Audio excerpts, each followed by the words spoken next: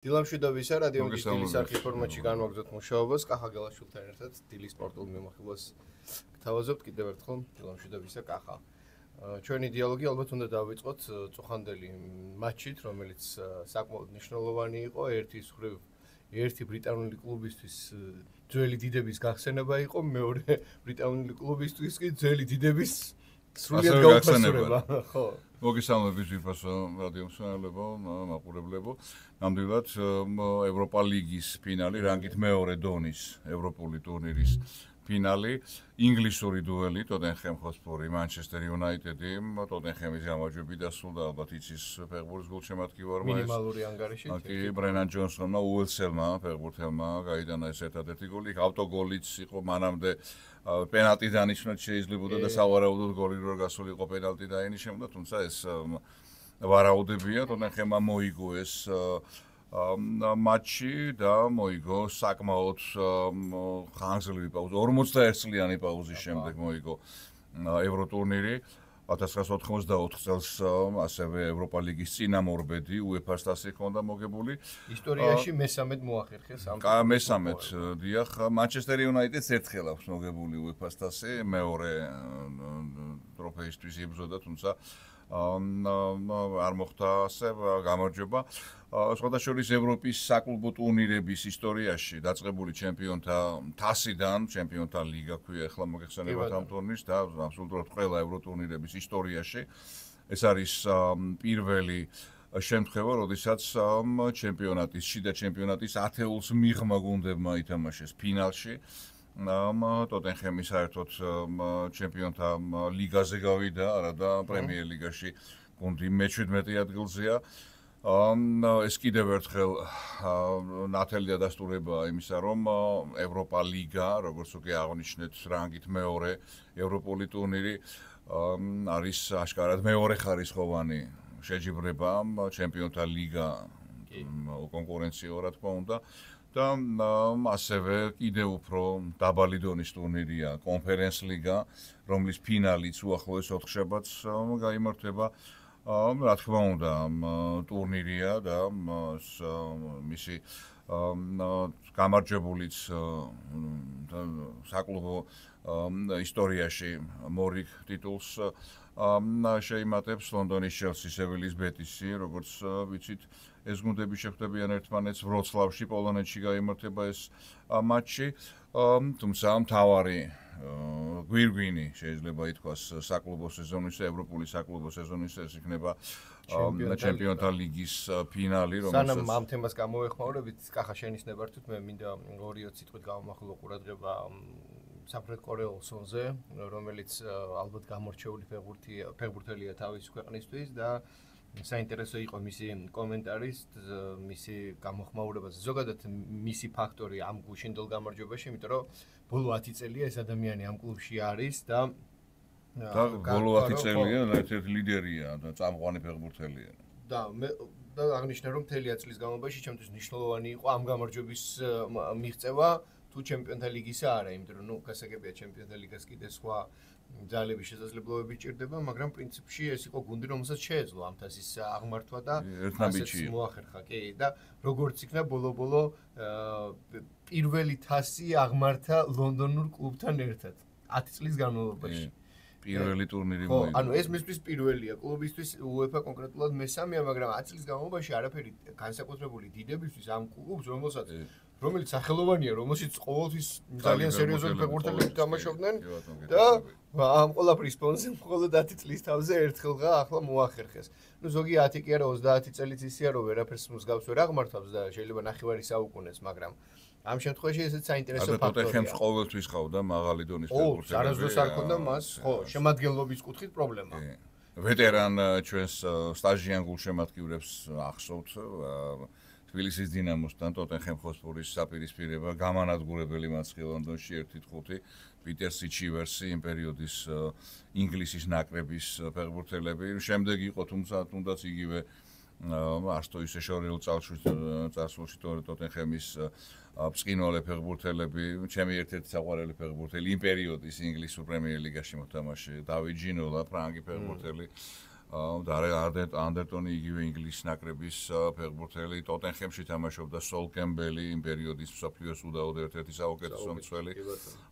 დღევანდელი არც თუ ისე შორეული წარსული, გარეთ ბეილი, ტოტენჰემში იგივე კორეელი ფეხბურთელი, რომელიც თავდაცვის ხაზით ყოველთვის სერიოზული ყოველთვის ყავდა, კი, თითოეულ როლა გამორჩეული, აი მართლა კაშკაშა ვარსკვლავი, თუმცა კლუბს საერთოდ ჯამში დიდი მიღწევები ამ პერიოდში არ ჰქონია. სუნი ამასობაში 32 წლისაა, პრინციპში კარიერის დასასრულს ეს თასიც აღმართა და მისი ქვეყნისთვის ეს უსერიოზულესი გამოვლენა საფეხბურთო შედეგის თვალსაზრისით.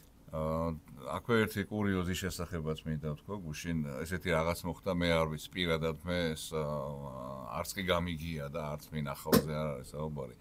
დაჯილდოების დროს მედლები დააკლდათ, ხო? ტოტენჰემის სამი ფეხბურთელი დარჩა მედლის გარეშე, სპეციალური მედლების გარეშე. როდრიკო ბენტანკური, შენის მიერ ნახსენები სონ ჰინ-მინი და ასევე კრისტიან რომერო. კაპიტანი და ვიცე-კაპიტნები დარჩნენ მედლების გარეშე, როდესაც UEFA-ს პრეზიდენტი ალექსანდრ ჩეფერინი აჯილდოებდა ფეხბურთელებს ლონდონელთა რიგებიდან, მასთან ბოლოს სწორედ ეს სამი ფეხბურთელი მივიდა, თუმცა მედლები უკვე აღარ დარჩა, რა თქმა უნდა, მოგვიანებით გადაეცემათ და დაამზადებენ ალბათ, ან შეიძლება სადმე იშვიათია ევროპული. იშვიათი არ მახსენდება საერთოდ ოდესმე, რომ გუნდს აჯილდოებენ და ფეხბურთელები დარჩნენ. ასეთი მაღალი დონის ტურნირზე. მე რა ჩემპიონთა ლიგა არ არის. ხო, რაც არ უნდა იყოს, ევროპა ლიგის ფინალია და მთელი მსოფლიო უყურებს და ასეთი რაღაც წარმოუდგენელია, არ ვიცი და არ დაამზადეს, დარჩა სადმე თუ როგორ იყო, არავინეს ამ და მხოლოდ იმით იმართლეს თავი, რომ პრესაში წერია, რომ აუცილებლად გადაეცემათ მათ ეს. ანუ მედლის გარეშე არ დავტოვებ. ხო, ანუ მედლის გარეშე. სადღაც ეთქობა დარჩათ.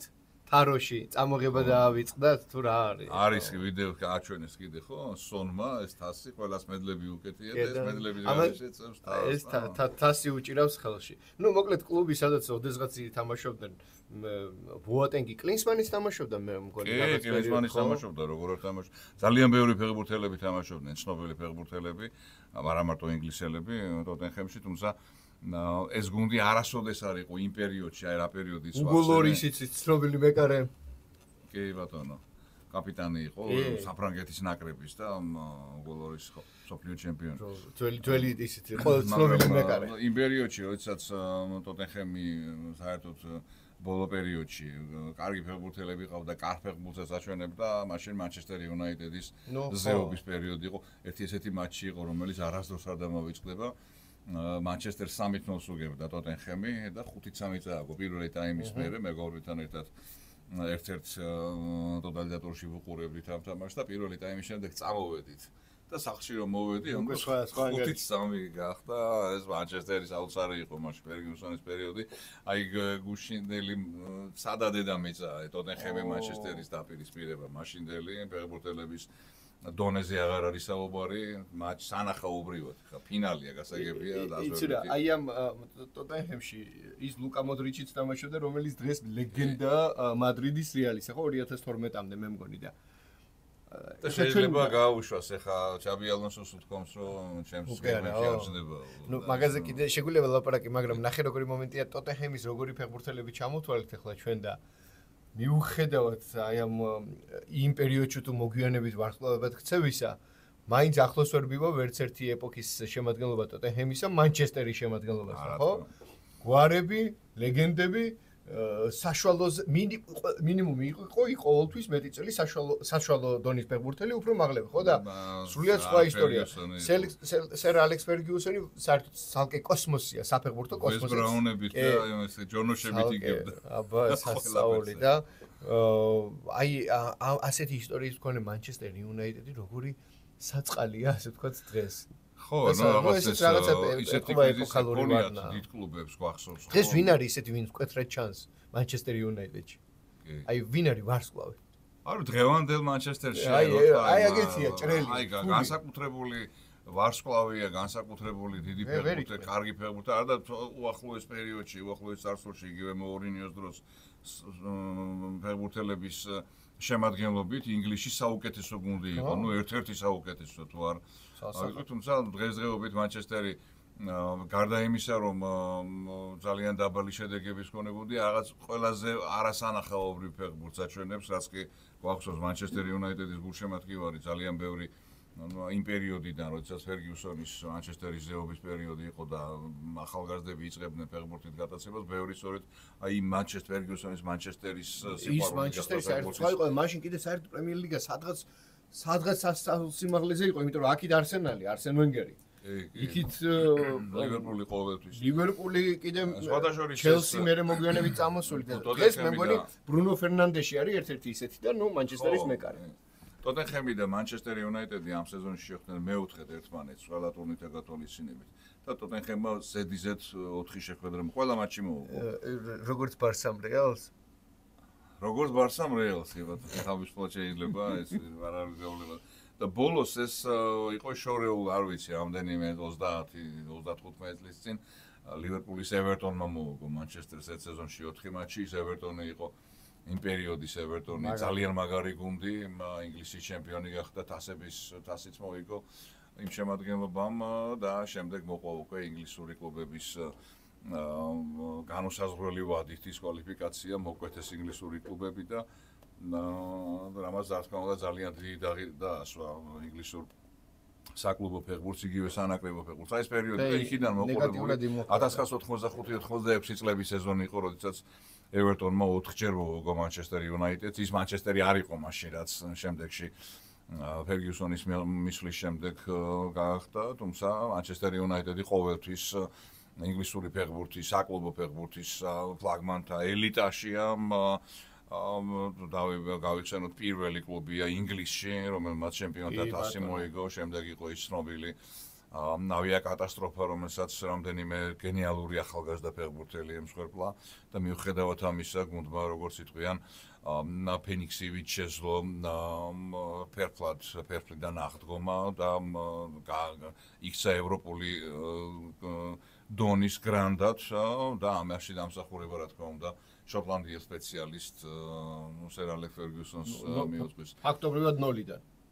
ფაქტობრივად 0-დან მე მახსოვს ფერგიუსონი დაინიშნა პირველივე თამაში რაღაც 5-1 წააგო თუ 1-5 წააგო რაღაც იყო და გუნდში იყვნენ ავტორიტეტები, რომლებიც დალევაც უყვარდათ და ახალგაზრდებს აღარ ჩამოთვლით. ანუ რეჟიმზე სერიოზული მუშაობა მოუწია. რა თქმა უნდა, ფერგიუსონი მანამდე აბერდინში იყო საშუალო და დაბალი დონის გუნდი ახლა არაფერი და აგერ ევროთასი მოაგებინა შოტლანდია რეინჯერსის და სელტიკის დავაში ჩაერია პერიოდში მაშინ სხვა ფეხბურთიც იყო და მოკლედ ფეხბურთი ბრძოლის ველი იყო მაშინ. ხო, მე ხა გუშინდელი მატჩის შედეგი ძალიან მაინტერესებდა მეთქი რომ გითხრათ რომ აი რაღაც ის ნაღლიანის დამიტოვა ასე ვთქვათ ასოციაციები Manchester United-ის რომელიც თამაშას აღფრთოვანებაში მოყავდა ფეხბურთის გულშემატკივარი და აი ასეთი მიღწევა თითლება რომ გუნდი ევროპა ლიგის ფინალში გავიდა და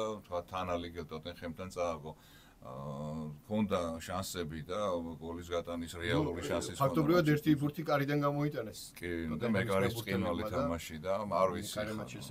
Manchester-ი როდის გავა კიდე რომელი ტურნირის ჯერჯერობით არაფერი იმის წინაპირობა არ ჩანს რომ ეხლა აი თქო ბარსელონამ წააგო აგერ ეხლა ინტერთან, მაგრამ არის იმის რეალური წინაპირობა რომ გუნდი მომავალ წელსთან იქითა წელსაც შემადგენლობაც და უახლოესი 2-3 წელი მინიმუმ აქ იმის პერსპექტივა რომ ლამინ იამალზე არაფერს აუგბრობ რომელიც უახლოესი გუნდია და Manchester-ზე ვერაფერს ვერ თეული წელი ალბათ ერთ-ერთი ცნობილი ხო ასე რომ მაგრამ ფაქტია რომ რას იზამს Manchester-ი არ ვიცით მაგრამ Tottenham-ი რომელიც პრემიერ ლიგის მე-17 ადგილზე გავიდა ამ თასის აღმართვის წყალობით მომავალ წელს იასპარეზებს ჩემპიონთა ლიგაზე გამხილა რამეა ხო და სხვადასხვა სერიოზული აჟიოტაჟია ბრიტანეთში ატეხილი პირს მორგანი არის ასეთი ჟურნალისტი რომელიც ყველასთვის ცნობილია რომ არსენალის კომაგია და ძალიან ცუდად და მკვეთრად დაწერა შემდეგი ტექსტი დაახლოებით ასეთი რომ ეს უნდა იყოს ალბათ ერთ-ერთი ყველაზე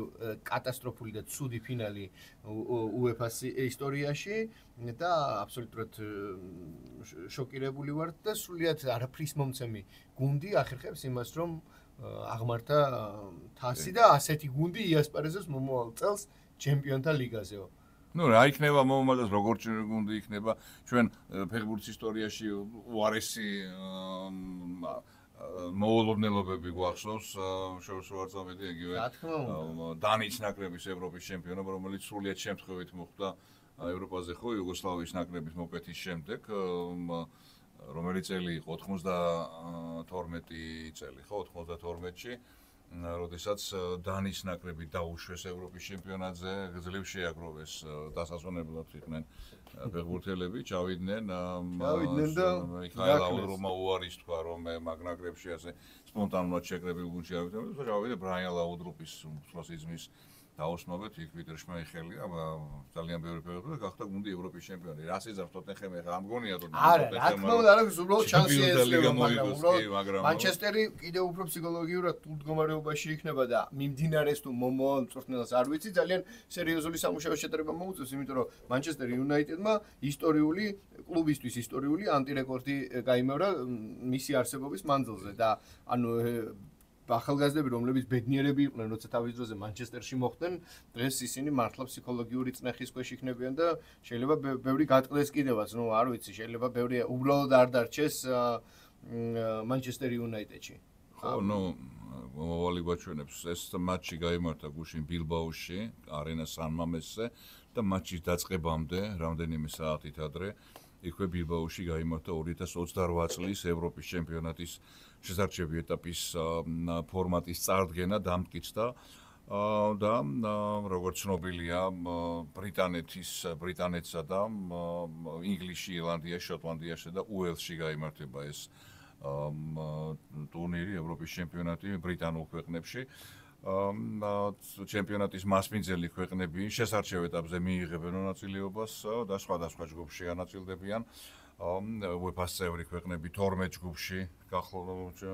განაწილებენ 12 ჯგუფში ზოგი ჯგუფი 4 გუნდიანი იქნება ზოგი 5 გუნდიანი ფინალურ ეტაპზე პირდაპირ 12 გუნდი გავა და ასევე 8 გუნდი საუკეთესო მეორე ადგილს ანის მიიღებს მონაწილეობას და კიდევ 2 ადგილი რეზერვის სახით ზემოხსენებული 20 გუნდში ვერ მოხვედრილი საუკეთესო შედეგის მქონე მასპინძელი ქვეყნებისთვის აქ სამი ვარიანტი განიხილება თუ მასპინძელი ქვეყნები ორივე დარეზერვებულ კვოტას გამოიყენებენ მაშინ პლეი-ოფში 8 გუნდი 2 დარჩენილი საგზურისთვის იბრძოლებს თუ მასპინძელი ქვეყნების კვოტით მხოლოდ 1 საგზური იქნება გამოყენებული, ანუ ერთ საგზურს მოიპოვებს რომელიმე ბრიტანული ქვეყანა მასპინძელი, მაშინ 3 საგზურისთვის პლეი-ოფში 12 გუნდი იბრძოლებს და მესამე შემთხვევა თუ მასპინძელთათვის დარეზერვებული 2 კვოტა გამოუყენებელი დარჩება პლეი-ოფში 8 გუნდი ითამაშებს, ერთი მატჩი შინ, ერთი გასვლაზე 4 წყვილის გამარჯვებული კი ევროპის ჩემპიონატზე მოხდება.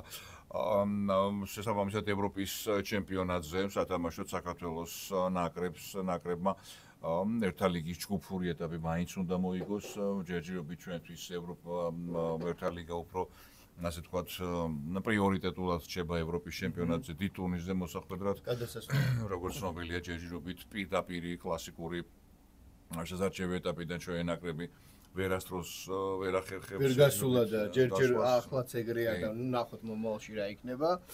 მადლობა ამ ინფორმაციისთვის, კახა და რადგან ჩვენ მაინც დავიწყეთ მთავარი თემატიკით, რაც საფეხბურთო სამყაროსთვის გუშინ იყო ცენტრალური, ამ ხრივ კიდე ერთი ინფორმაცია მივაწოდოთ მსმენელს, რომ რა თქმა უნდა უკვე გაირკვა ბომბარდირების თემატიკას და ამ შემთხვევაში ამ ხრივაც საინტერესოა წლევანდელი ტურნირი ამ ფორმატისა, სადაც ევროპის ლიგის ბომბარდირის სტატუსს ერთდროულად 3 ადამიანი იყოფს 7-7 გოლით და მათ შორის არიან მანჩესტერ იუნაიტედის შემოსმიერ ნახსენები ბრუნო ფერნანდეში, რომელიც უდაოდ ცალსახა ლიდერია ამ კლუბისა, კასპერ ჰეიგი გლიმტიდან და ოლიმპიაკოსის ელ-კაბი ყველა სამივე ეს ადამიანი მიიღებს ოქროს ბუცს ამ ტურნირისას.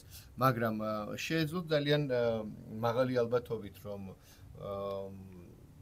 ამ შემადგენლობაში ამ სამეულში ყოფილიყვნენ იგივე ჩვენთვის კარგად ცნობილი სხვა სარდავასახელებ მაგალითად სხვა ფეხბურთელებს იგივე ვიქტორ ოსიმჰენი გალათასარაიდან რომელმაც ბევრად ნაკრები გაიტანა ვიდრე 7 მაგრამ იგივე მანჩესტერ იუნაიტედიდან ასევე იბრძოდა ოქროს ბუცისთვის რასმუს ჰოილუნდიც და საინტერესო იქნებოდა ამასაც რომ 7 გოლი გაეტანა და ორი ფეხბურთელი ბომბარდირი გამხდარიყო მანჩესტერ იუნაიტედიდან და ამ დროს მანჩესტერს თასი წაიღო საბოლოოდ და ფინალში დამარცხებულიყო და ასევე უნდა აღვნიშნოთ ცალსახად ისიც რომ ამ ბომბარდირთა სიაში თავისუფლად შეიძლება ყოფილიყო ჩვენი თავდამსხმელი ჟორჟ მიქაუტაძე რომლის კლუბის წინსვლაც პრინციპში აი ამ მანჩესტერმა შეაჩერა თუ ასე აპირებდა ფინალში დამარცხებას გასულიყვნენ ფრანგები და იქნებ ჟორჟი ბომბარდირობაც გვეხილა ნუ მოკლედ რეალობა ასეთია ეს რა თქმა უნდა ხუმრობა და ახლა უმთავრესი ევროპული საფეხბურთო სივრცისთვის და არა მხოლოდ მსოფლიო საფეხბურთო კომაგებისთვის არის ის მატჩი რომელიც გაიმართება უკვე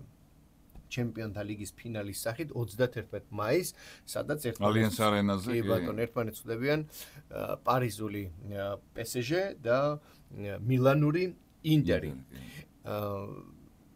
ინტერნაციონალი ესეც საინტერესო ფენომენია ხო თავის დროზე მილანში ორი კლუბის არსებობა ერთი მხოლოდ ადგილობრივები და ლოკალურები და სადაც მეორეში რადგან გადაწყვიტეს რომ საერთაშორისო სივრციდან უცხოეთიდან ჩამოეყვანათ ფეხბურთელები მილან ინტერნაციონალი და აქედან არის ეს ორი მილანი და ახლა სწორედ ინტერნაციონალი არის ის რომელიც წარმოადგენს მილანს იტალიას იტალიურ ფეხბურთს და ჩვენ ალბათ კვლავ ვიხილავთ ორი სხვადასხვა ფორმაციის ფეხბურთის დაპირისპირებას შემტევი შედარებით ღია თამაშის მიმდევარი PSG რომელსაც ის მწვრთნელი მართავს ვინც ბარსელონას საფეხბურთო სტილი აქაც გადმოიტანა ჩემი აზრით და შეფასებით და ინტერი გუნდი რომელიც ალბათ ისე როგორც ბარსელონა დაამარცხეს ისევ აქცენტს გააკეთებენ ფიზიკურ სისტემურ თამაშზე, ჩაკეტილ თამაშზე და გამოცდილებაზე.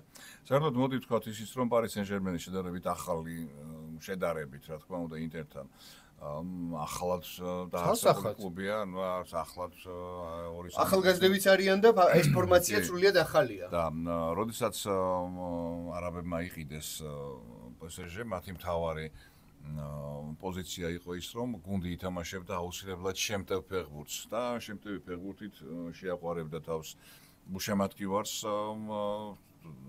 მე არ მგონია რომ პარი სენ-ჟერმენს საქართველოში ხვიჩა კვარაცხელიას გადასვლამდე რაღაც ბევრი გულშემატკივარი ხოლოდა და საყვარელი ნუ იცი რა ალბათ მაინც იყო რაღაც კუთხით ბევრისთვის არა მაგრამ იმიტომ ჯერ ნეიმარი შემდეგ მესი ხო ეს ბოლო წლები ხო ბოლო წლები კი თქვა 10 12 წლის ერთადერთი ჩვენ გვახსოვს რონალდინიო თამაშობდა მე ხო მაგრამ მაშინ რონალდინიო ბარსელონაში გახდა ის რაც გახდა უბრალოდ მე რო დავაკვირდი რონალდინიოს ფენომენს და რაღაცა მე ანუ მანამდეც თვალში ხდებოდა მისი პარიზში თამაში, მაგრამ რა თქმა უნდა, პარიზში მე მგონი რომარიო რო იყო.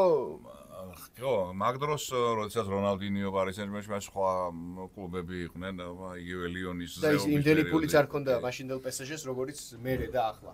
ხო, ასე რომ ძალიან საინტერესო თან ყველა დაღებული ფინალი, ერთი მატჩი, ყველაფერი შეიძლება მოხდეს.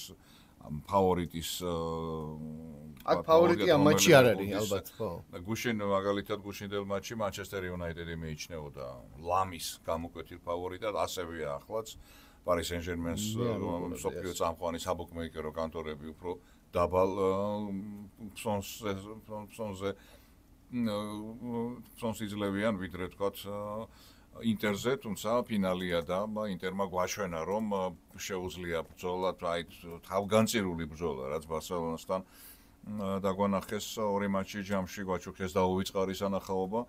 თითქმის ბარსელონას თითქმის მსგავს ფეხბურთს თამაშობს, შემტევ და ლაღ ფეხბურთს პარი სენ-ჟერმენი ყავს მრავალად შემსრულებლები ხვიჩა კვარაცხელიას სახით, ერთ-ერთი ხვიჩა გახლავთ და მე ვარაუდობ რომ იგივე ტიპის დაახლოებით თამაში იქნება და არ გამოურიცხავ რომ მანდაც ჩემპიონთა ლიგის ფინალშიც უშემატკივარმა ბევრი გოლი იხილოს და ისე მოთხოვნა ბილეთებზე და ვთქვათ იქ ტელევიზიის ტელე არხების მიერ მატჩის შესყიდვასთან დაკავშირებით რეკორდია სრული ინტერესი ძალიან დიდია ჩემპიონთა ლიგის ყველა ფინალი წინაწლების რა თქმა უნდა საინტერესო იყო და დიდი ინტერესი მხარდაყურებია, თუმცა ეს მატჩი PSG ინტერი რეკორდსმენი გახდა ამ მხრივ და ჯერ ადრეა 31-მდე კიდე გვექნება ჩვენ ეთერი, კიდე ვისაუბრებთ კიდევ. რა თქმა უნდა,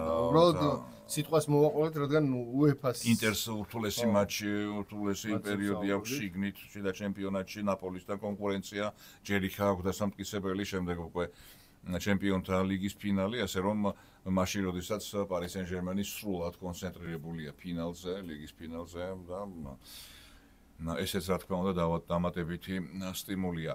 რაც შეეხება საქართველოს ნაკრებზე ვისაუბრეთ და გაკვირით ევროპის ჩემპიონატის ფორმატზე, აქვე შევახსენოთ მსმენელს, რომ ჩვენი ნაკრები სანამ ევროპის ჩემპიონატის ჯგუფებში და ვთქვათ იქ მანამდე ერთა ლიგას დაიწყებს გამოსვლას არის მსოფლიო ჩემპიონატის შესარჩევი ეტაპი სექტემბრიდან იწყება და ამ მსოფლიო ჩემპიონატის შესარჩევი ეტაპის წინ ორი ამხანაგური მატჩი ორ ამხანაგურ შეხვედრას ჩაატარებს ჩვენი ნაკრები ივნისის დასაწყისშია ორივე მატჩი ჯერ 5 ივნის დინამო არენაზე ფარერის კუნძულებში ხდება ხოლო იქიდან 3 დღეს ჩანო 8 ივნის რამაშენგელიას სახელობის სტადიონზე ქუთაისში ეგზოტიკური ქვეყნის კაბო-ვერდეს საფეხბურთო ნაკრებთან მოგვიწევს დაპირისპირება. კიდევ ძალიან ბევრი საინტერესო თემა. მაგრამ ამასობაში გვატყობინებენ დამთავრებული დრო იწურება. საეთერო დრო იწურება სამწუხაროდ კი ხვალ დილით ისე შევძლებთ ამ თემებზე საუბარს და ვისაუბრებთ იმ შედეგებზე, რომელიც ჩვენი ქართული სპორტის წარმომადგენლების მხრიდან მოსალოდნელია. ძალიან საინტერესო მატჩია ჩვენთვის, ქართული გულშემატკივრისთვის. გერმანიის ბუნდესლიგაში ადგილის შესანარჩუნებლად. და იმედი ვაქვს, რომ გამოვა ეს შედეგი. კი, ბუდუზი ვზივაძის ჰაიდენჰაიმი და ხდება არანაირი საფეხბურთო ტრადიციების მქონე სულ რეგიონ ლიგაში მოთამაშე და ეს ბოლო წლებია რომ წამოდა. ზაარლანდის ევრომატიანელ საფეხბურთო კლუბ ელფერსბერგს დღეს პირველი მატჩია, ორმატჩიანი ფინალია, გამარჯვებული ორი მატჩის ჯამში ბუნდესლიგაში ითამაშებს და ჰაიდენჰაიმი დღეს საკუთარ კედლებში დაუხდება მეტოქეს, შემდეგ უკვე გასვლით შეხვედრა. აი ეს იყო სულ რაც შეიძლებოდა ამ დღეს. ვეთქვა ჩვენ ამ ფორმატით ხვალდილის საინფორმაციო 9 საათიანი საინფორმაციოს შემდეგ შევხვდებით. პირადად მე 11 საათიანი საინფორმაციოს შემდეგ დღეს კვლავ დაგიბრუნდებით. ზაზაკი მთელი დღე დღესგან გარკვეულობაში. მთელი დღე არა, ნუ კიდე რამდენიმე ეთერი გექნება და კი, პირველი საეთერო დიალოგი ჩვენ გვექნება 11 საათიანი საინფორმაციო გამოშვების შემდეგ დაგიბრუნდებით კვლავ პირდაპირ ეთერში. ჩვენ მე არასდროს ვახსენე მე მგონი რომანიო PSG-სთან მიმართებაში და ჩვენ ამ ყველაფერზე ხვალაც ვისაუბრებთ და ზოგადად PSG ჩვენთვის არის დღეს განსაკუთრებული მოვლენა და ის რომ კიდევ არაერთხელ ვისაუბრებთ 21 მაისამდე PSG-ზე უფრო მეც ვიდრე ნაპოლიზე ალბათ ნაპოლი რა იყო უკაცრავად ინტერზე ხო ამაშიც ლოგიკა არის და ძალიან დიდი იმედი მაქვს რომ მომავალი წელი გვექნება იმაზე სასაუბროთ ამ წლის მიწურულიდან დაწყებული მომავალი წლის ჩამწეს როგორი საოცარი შედეგი იყო და სასწაული საფეხბურთო წელი ქონდა ჩვენს ვარსკვლავ ახალგაზრდას დიდი მადლობა კიდევ ერთხელ კახა ხვალ დილის ეთერში კვლავ გიბრუნდებით დუეტის სახით დღეს კი ცალ-ცალკე განვაგრძოთ პირდაპირ ეთერში მუშაობას